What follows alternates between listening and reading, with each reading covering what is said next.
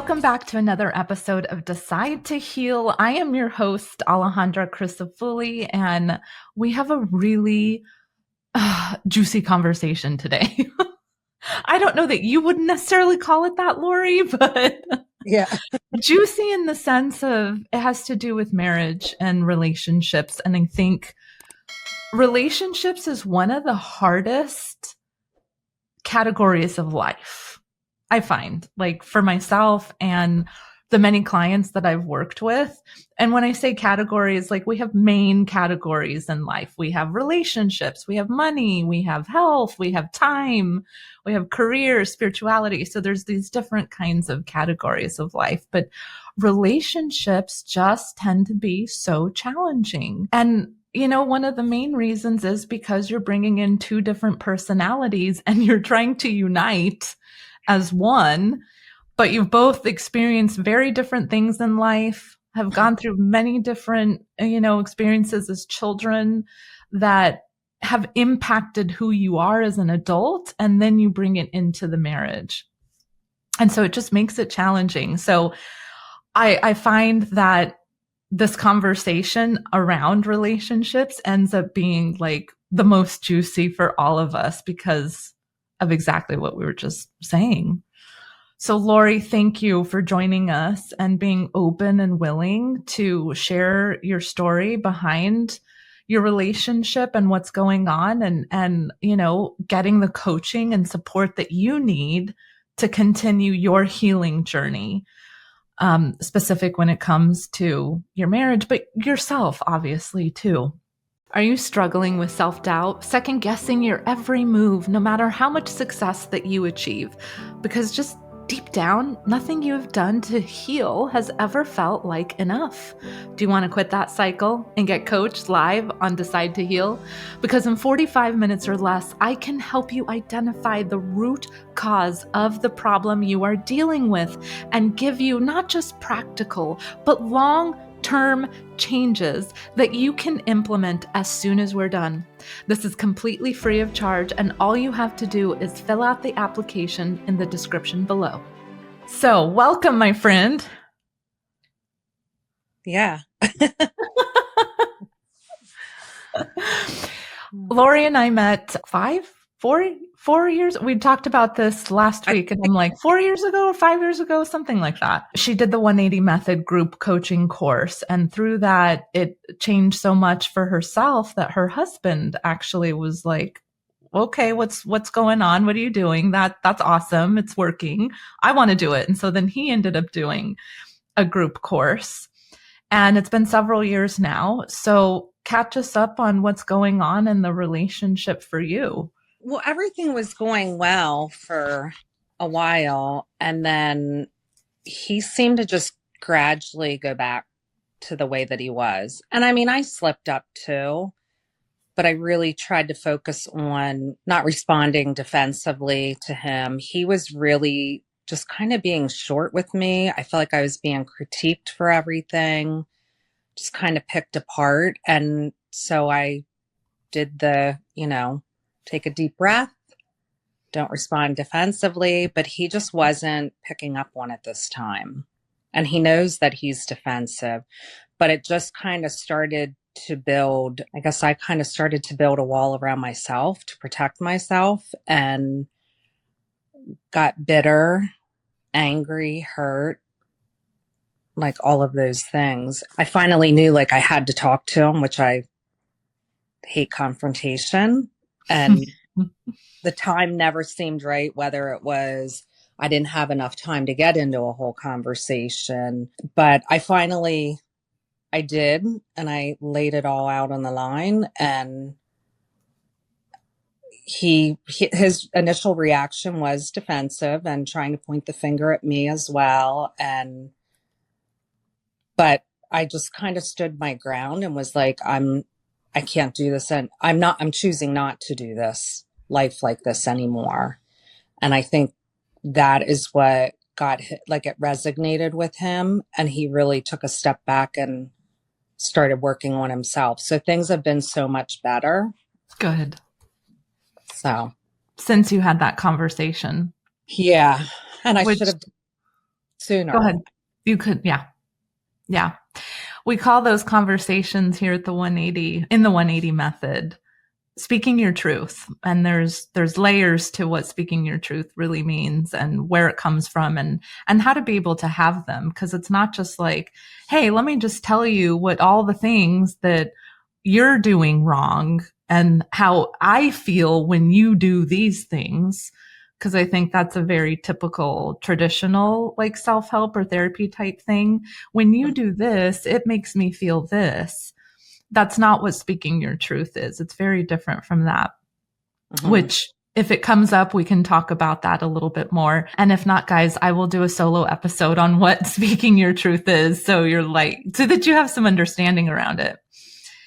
But Lori, I'm curious because things are better now. Like, what is it that you really want to get from our time together here? Honestly, I'm not sure because I know when we talked about doing this is when things were really hard. And although things are better, there are times where he has, it hasn't happened much, and it's only been like 3 or 4 weeks where I felt him kind of giving me that same tone that he used to be. And I'm like, like panic. So, I mean, I want to, maybe guarded isn't the right word, but it's the best word I can come up with. Just like, I'm not believing that it's going to stay like this. I'm kind of apprehensive about that, but so we'll have to have conversations and I'm going to have to not put it off. But so, yeah, so I don't really know, like, because like I said, that's where we were, when initially we were going to get together. And here's the thing, because I want to point out two things, which you're already addressing, but just to bring clarity and focus into these two things, because these two things are what you're going to need to ensure that you do both keep moving forward in this healthy way so that you don't repeat patterns or fall into a 360 cycle. Mm-hmm. And the two things have to do with, one, what is it in you that causes you to go to that, oh my gosh, kind of place? That part connects to also you putting it off or putting off the conversation.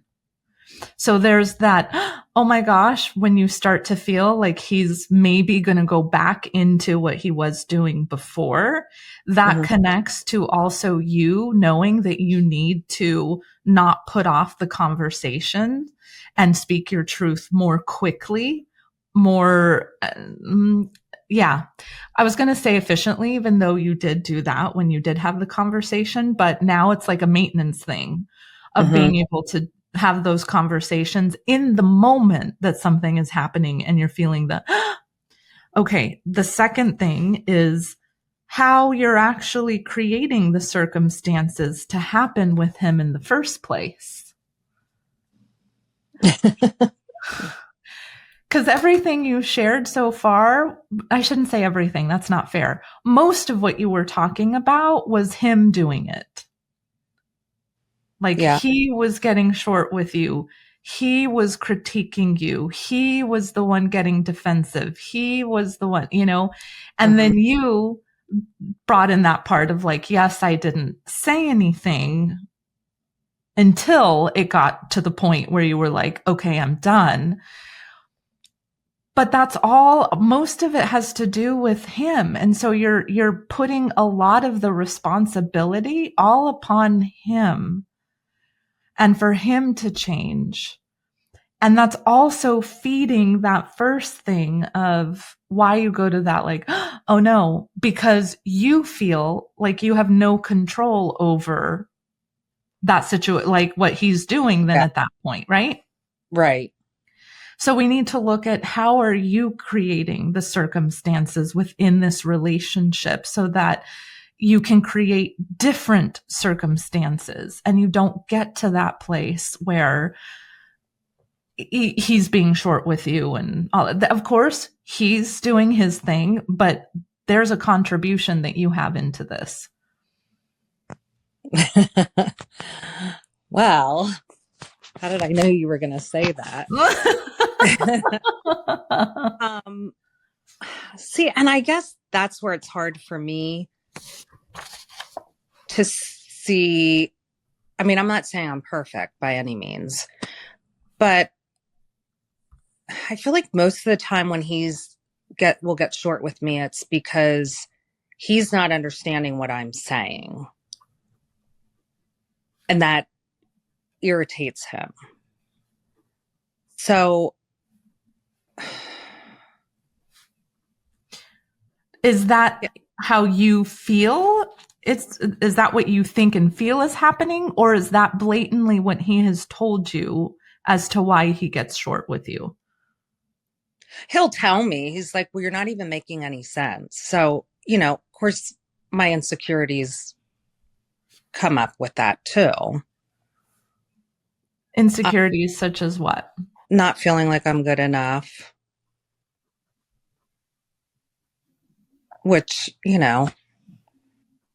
when he's nitpicking me, that's all part of it too. I'm just trying to think of like another example. Of course, I can't think of anything on the moment. Right, the moment. Here's the thing, like, if you continue to put it on him to create all of the change, and again, all isn't necessarily the right word, but most of the change, because you feel like it is a lot of his doing, then what? Like, where does that really leave you? I guess that's not really fair. No. And how does it feel? Still kind of out of control. Right? There's that a little bit of like, that's where the comes from, because you have no, I'm going to use a different word than control, power over what's happening or within what's occurring. It's like, it's all on him and his doing. And if he doesn't change, then I'm basically screwed. And I'm not going to keep doing this. So then the relationship needs to be over. Instead of, it almost like puts you in the victim place. How so? So you're nodding your head like, yeah. So tell me how so. Because if he's not going to change, then, and things are over, then I don't know how to explain it. Then I'm the one that's losing out. I mean, he is too, though. Sure. Yeah. If you're the one relying on him to change, then it's almost like he has, again, power over you on what happens, how it happens, what you do will be based on him and what he does. So it like puts you at the effect of. So it's always like, almost like a little bit of waiting. That's why that feeling of almost like waiting for the shoe to drop. Yeah.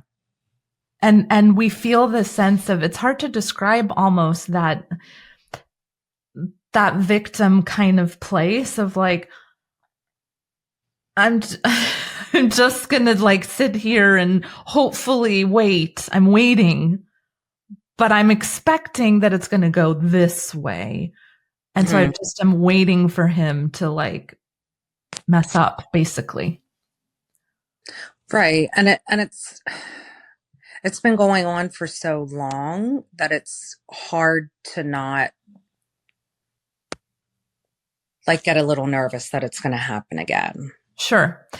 And listen, I want to support you to where you're not playing the victim, because there's a difference, and for everyone in the audience to understand too what I'm talking about here. But for you, Lori, to really get this, I'm not saying you are a victim. I'm saying you're playing the victim by putting it all onto him, because you're not taking ownership of how you are creating the circumstances within this relationship.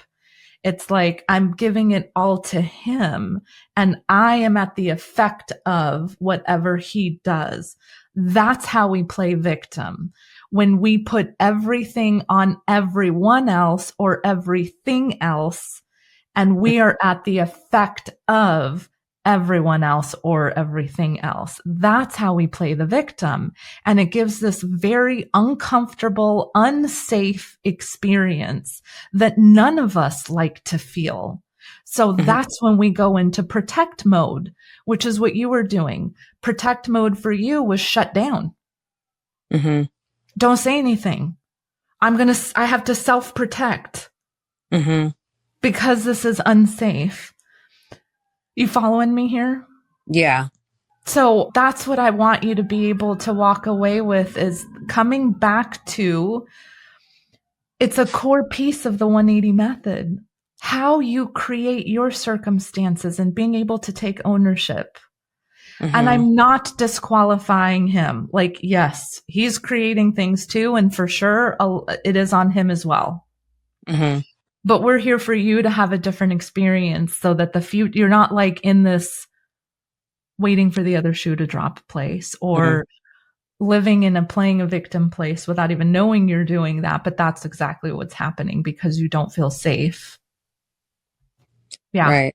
Funny, because I'm just saying today, like, I feel like once I had that conversation with him, like, I took my power back. Like, it's not okay.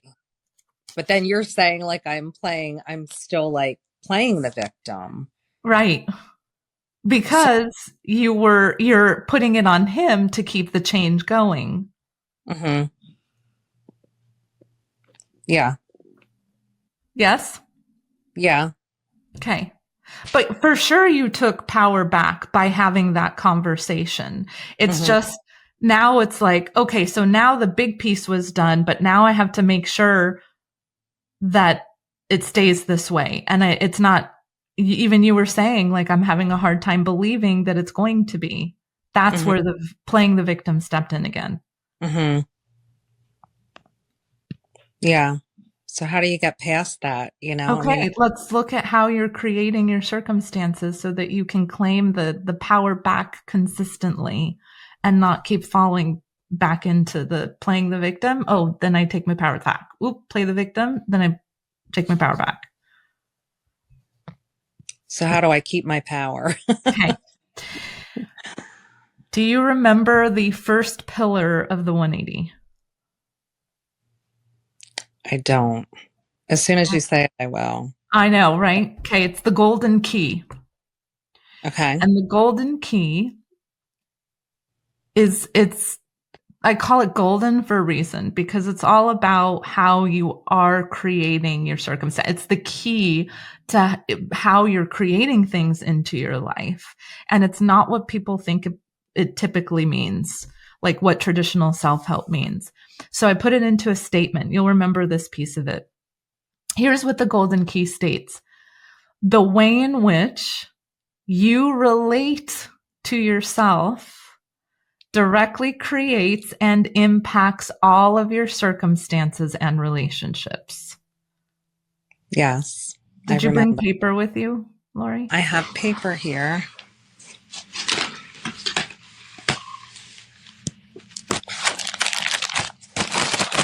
Okay. Because this is it right here. This first piece that's going to unravel so much of this and how you take your power back. Okay. So go ahead and write it down. The way in which I relate to myself directly creates and impacts all of my circumstances. Okay, wait. The way in which I relate to myself directly creates and impacts all of my circumstances and relationships. Okay.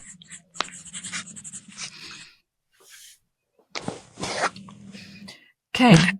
So what do you remember about this golden key now? I remember that I Like my belief in myself is that I am not good enough. I, oh, I know. It was, I'm a stupid piece of shit.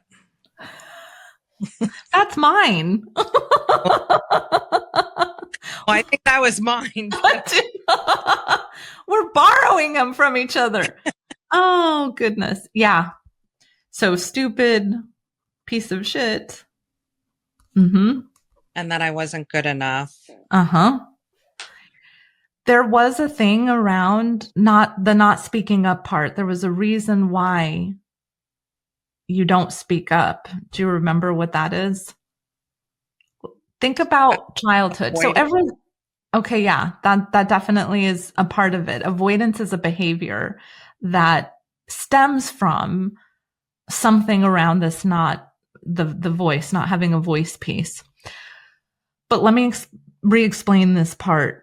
Everything comes back to our childhood. Like it just does, because the way the brain works and functions is our higher conscious mind, which is called the neocortex part of the brain. It's the prefrontal part of the brain that Mhm. doesn't develop until we're like around 12 to 15 years old. And the other part of the brain that we're mainly operating out of when we're younger is the amygdala. And that amygdala is the site of emotional memory and it's emotional learning. It's an emotional memory bank. And so that actually gets developed between the ages of 3 and 5. So we're operating more off of emotion versus logic. And so there's things that have happened in your childhood, Lori, that you couldn't fully comprehend or understand, that you attached a meaning to yourself about because of how it felt.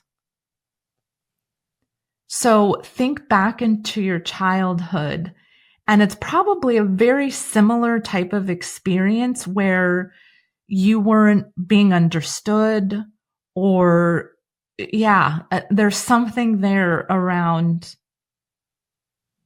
I Yeah, know. you know what Yeah. it is? Okay. Yeah. Do you Because want to? it's the first thing I think of. I have an older sister, and whenever we would play, I know this sounds silly, we would No, play, tell me. and hers would always win. Oh, like she was always the winner, and I was always the loser. It didn't matter what I did. Mm-hmm.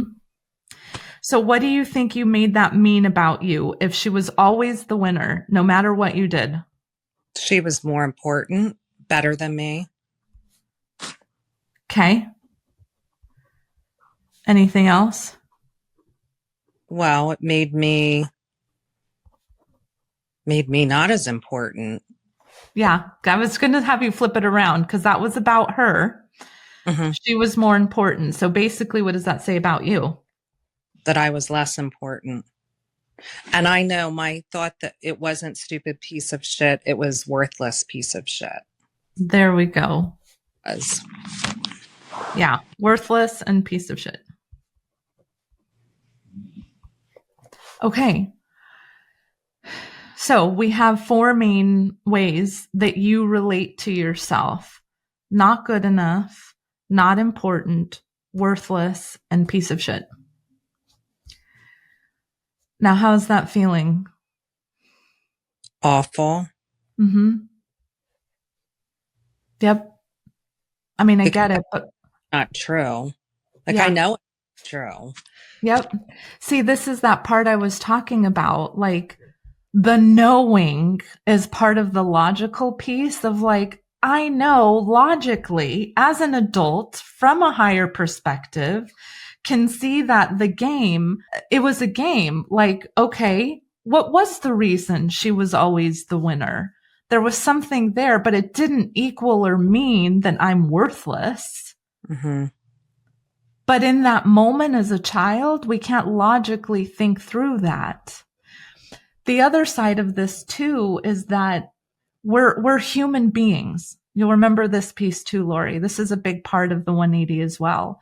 There's two parts to us as a human being. There's the human and there's the being. The Hmm. human part is where all these things are coming from and made up, because It's where your ego lives that edges God out. It's where the views that you've developed about yourself, it's the meanings that you have given to things in life, mainly about yourself. It's beliefs you've taken on through life. It's behaviors you've learned throughout life to self-protect. It's all those things are very human-based and are completely separate from God. Like the acronym we use for ego, edging God out, it edges God out. The being part of you is your spirit. That's where God lives directly in you.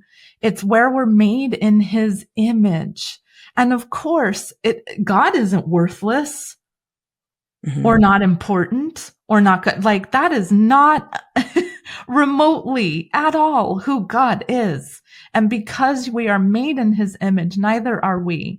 So from the being, the truth is we are his daughter.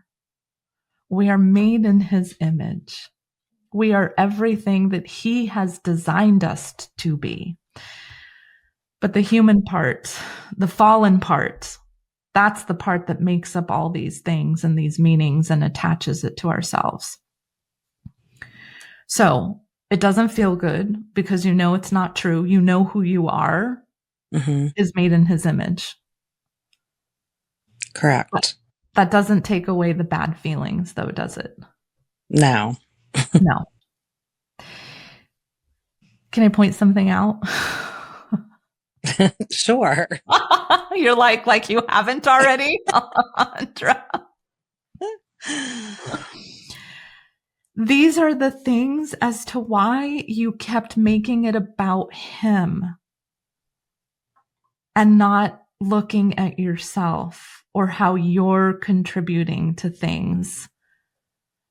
So what do you hear in that when I say that? That I'm a big part of it too.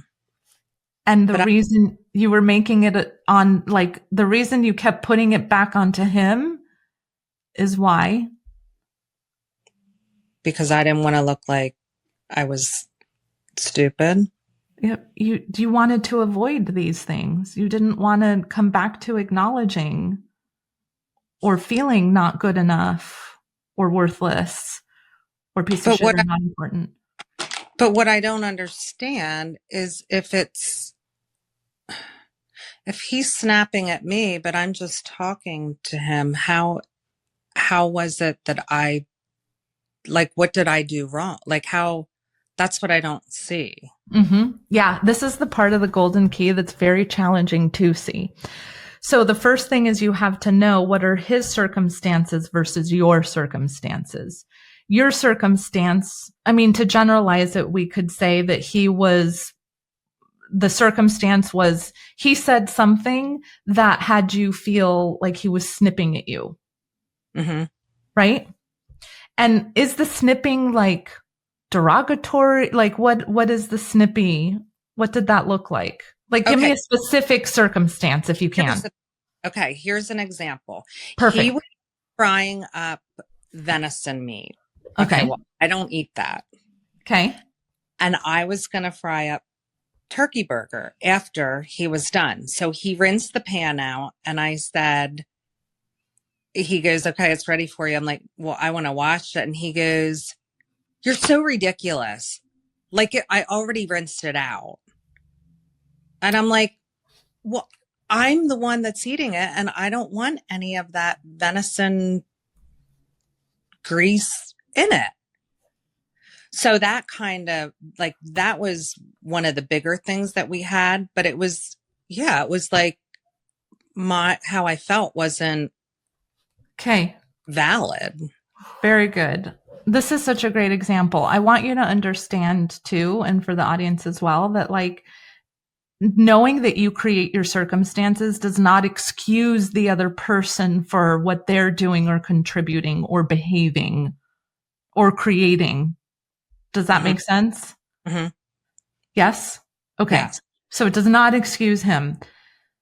I'm going to bring him into it because I happen to know how he relates to himself. I'm going to bring that because we worked together. So that you can have more understanding of how you created the circumstance. Okay. Okay. So him saying that part that was like, you're ridiculous. I already rinsed it out. Okay. So here's the circumstance where he says that to you, right? Yes. Okay.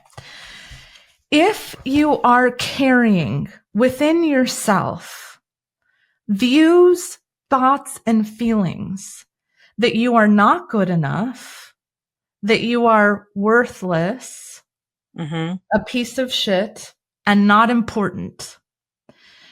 It's almost like, think of it, Lori, like when I say you're carrying this with you as ways that you view, think, feel about yourself. It's almost like this sign that you're carrying around that says, hey, I'm these things. Anyone and anything that can prove this to be true, sign up here. Okay.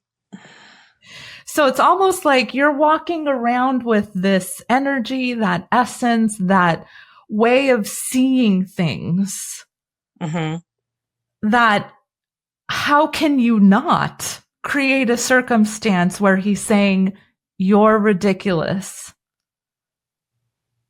Because what is he saying in that? You're worthless. You're a piece of shit. Yeah. You're not important. Yes. Is this answering your question? Yes. Okay, tell me what you're it was getting. just making me feel like how I felt about it wasn't important, but how he felt about it was important. Right. Because once that situation happened, then I just didn't say anything because I was, take a deep breath, don't react. And then he was like, what, aren't you going to talk to me? I'm like, well, I said, I'm the one that's going to be eating it. So it should, I want to do it the way I want to do it. Yeah. Because I'm eating it, not you. So that's the second part of the golden key. It's create and impact. The way in which I relate to myself directly creates and impacts. So there's the create part that we talked about. You're carrying around these views, thoughts, feelings about yourself that's like baggage on your back, basically. And it's like anything that can prove this circumstantially, here it is. Here I am. Okay.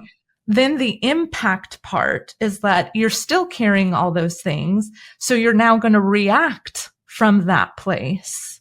And that reaction creates another circumstance. Think about it like a pendulum swing. Create, impact, create, impact, create, impact, create, impact, create. Does that make sense? You follow me? Yes.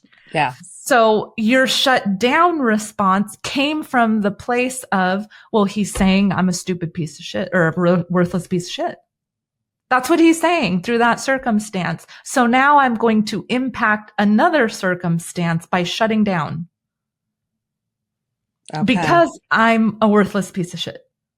So why even say anything? Because he's not going to listen. He's not going to get it because I'm this. True. Okay, let me flip it to the other side so we can see his side. One of the ways he relates to himself is that he's stupid and does things wrong.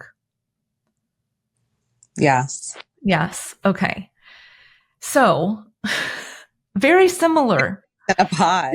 It's like, that's the thing about that after all, 21 years, who knows how many thousands of clients, we're all have similar things. It's all so tied together and similar. So he has that in a way that he's carrying with his sign of hey, I'm stupid and I do things wrong. I'm a failure was another one. Okay. So now imagine his circumstance is the one that happened right before he said, you're ridiculous. So his circumstance is when you said, I'm going to wash that. Yeah, he rinsed it, but I wanted it washed. Yeah. So he created from, I do things wrong, I'm stupid, and I'm a failure. Okay, makes sense. So then he goes into the impact. So there's his create. He goes into the impact of defend, which is, you're ridiculous. Mm-hmm.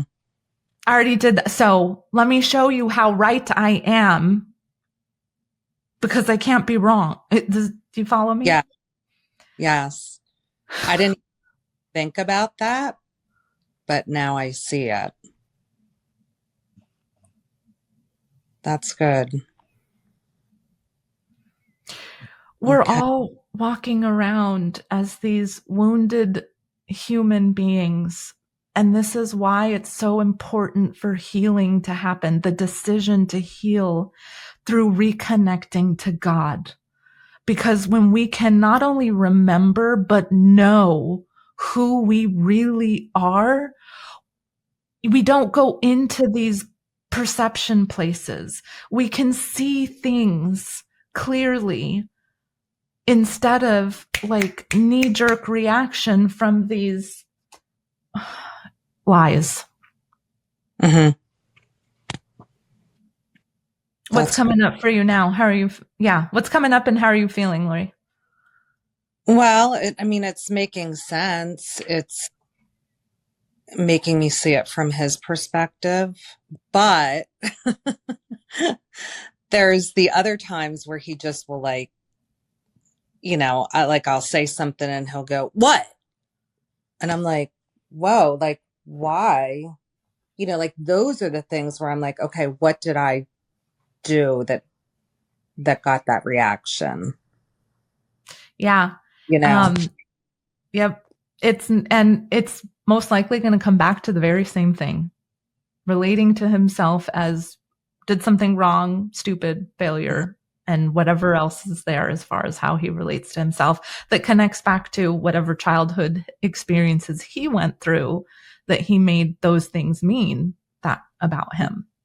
So, do you follow me there? Like you I could do. look even a certain way, and that look is a circumstance for him that is telling him, I'm wrong, I'm stupid, I'm a failure, and I have to defend against those things. I have to fight against that.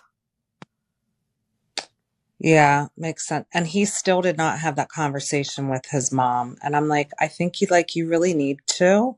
Yeah.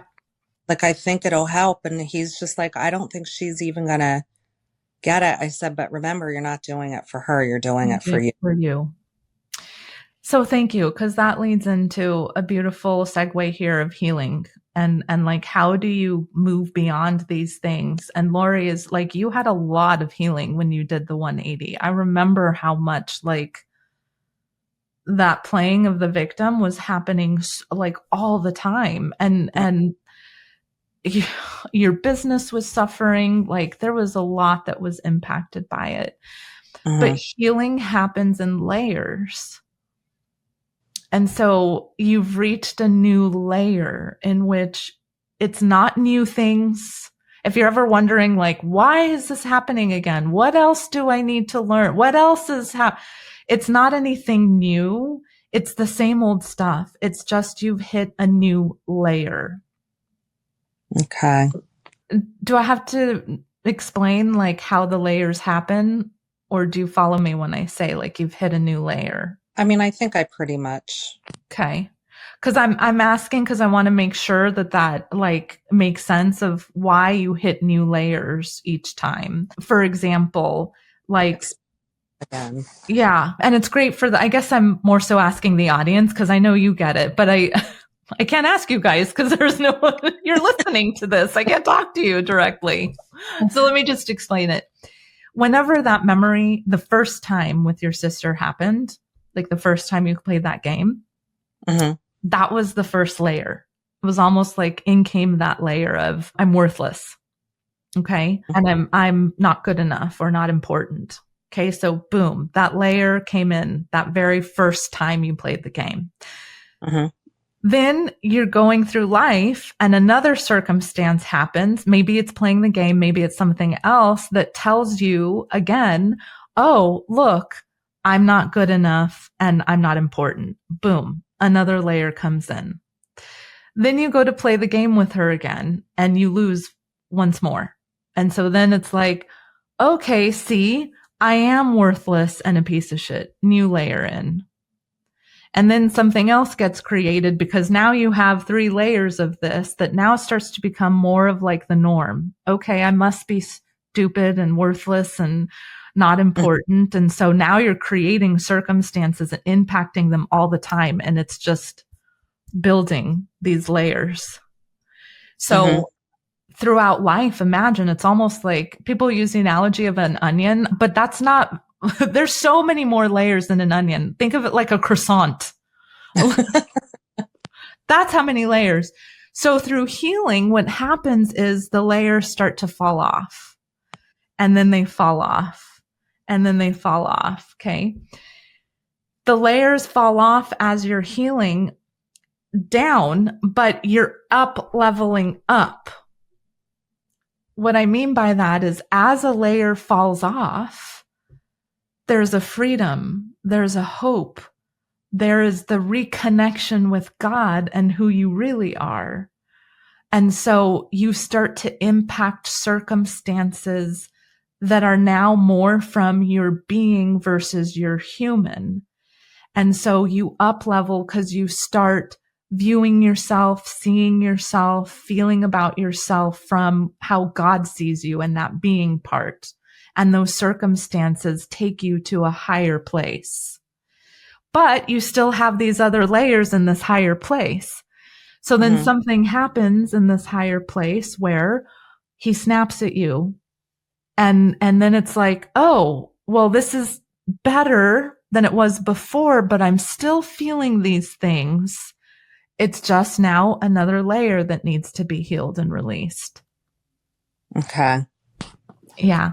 Does that visual help too of the like? Yeah. Good. Yeah.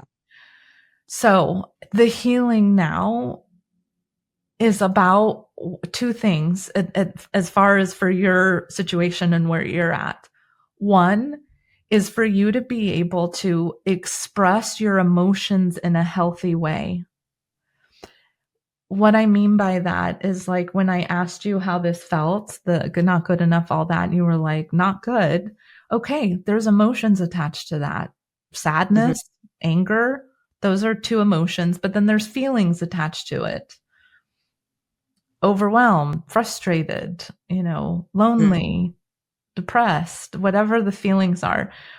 The key is that you're allowing yourself to feel whatever feelings are connected to those ways you relate to yourself and express emotions, not to bottle up, not to avoid them, not to push them down for another time because you don't want him to see you cry or, something of that nature. That if they're there, that you let yourself like sink into them and actually be able to express them. Okay. How are you now at expressing your emotions? Well, I mean, things have been okay. So there hasn't really been any issue for me to need to, like if something was bothering me. Yeah. And he has been checking in. He's like, I think that we should sit down and talk like once a week and just be like, if there's something, like he was saying this, if there's something I'm doing that's not making you happy, like I want to know about it. I want things to Love go it. which I think is really, really good. Yeah.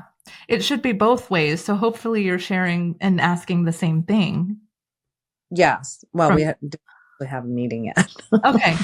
Well, when you do, it should be, reciprocate. hmm Yeah. I mean, he did ask me the other day, he's like, is everything okay? Like, are we okay? And I said, yeah. And I said, like, it's been really good. Cause I was feeling like a lot of heart racing, anxiety and stuff. And since I talked to him, I don't have Mhm. any of that. And I Amazing. just didn't realize that it was our situation that was causing it all Yeah. to that degree. Yeah. So I'm working on speaking up if it's bothering me in Okay. just way that I can. Okay.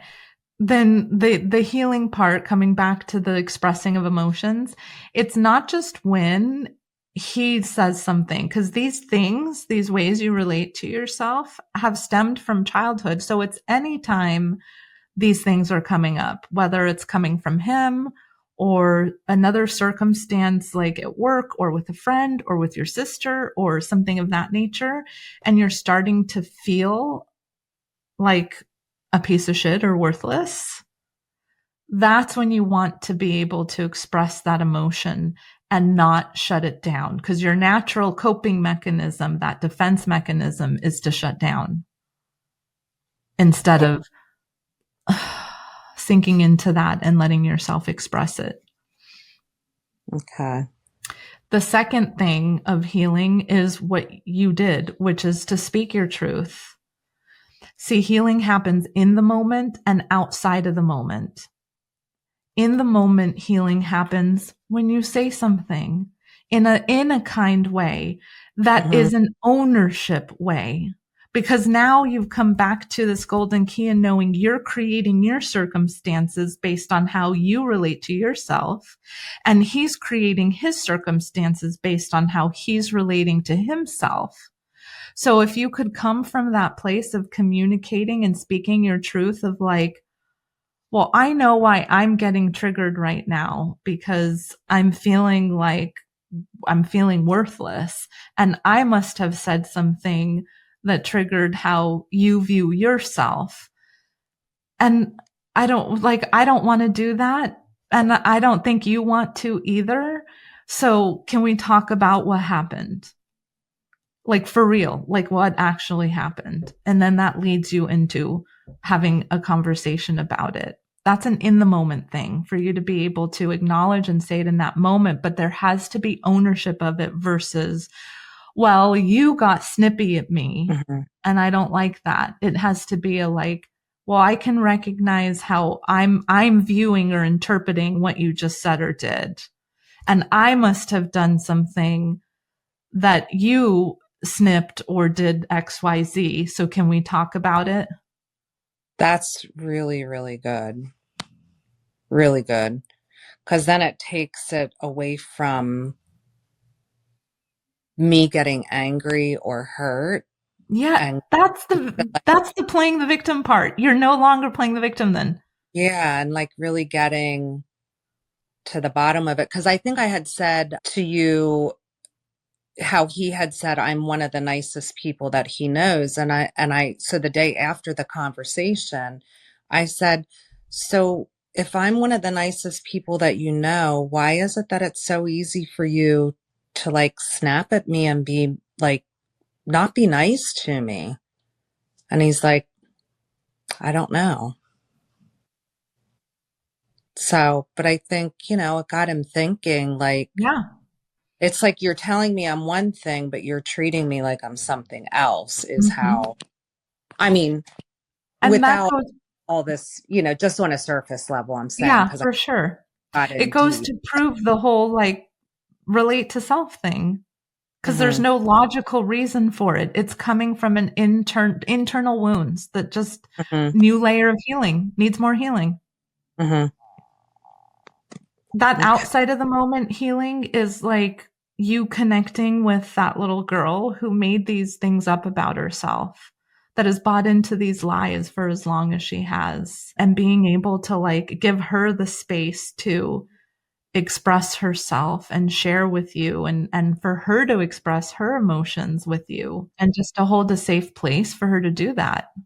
That's an example of healing outside of the moment. It's like that's something you have to take time and space for to do, to connect with that little girl who made up these things about herself.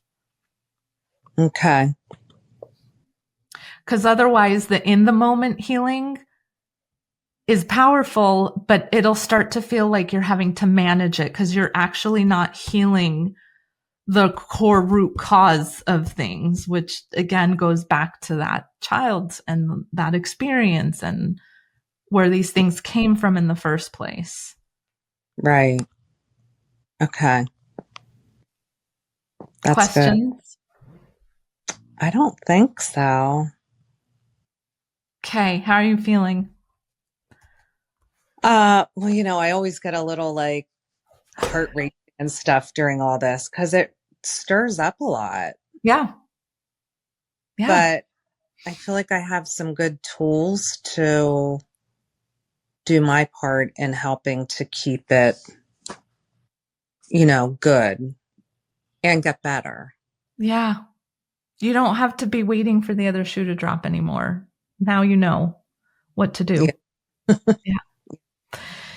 Okay, my friend, thank you. Thank you for sharing with us. And thank you to those of you tuning in and listening. I'm excited to hear your feedback, and remember to download this episode and share it with others if you found huge value in it. Thank you. Love you.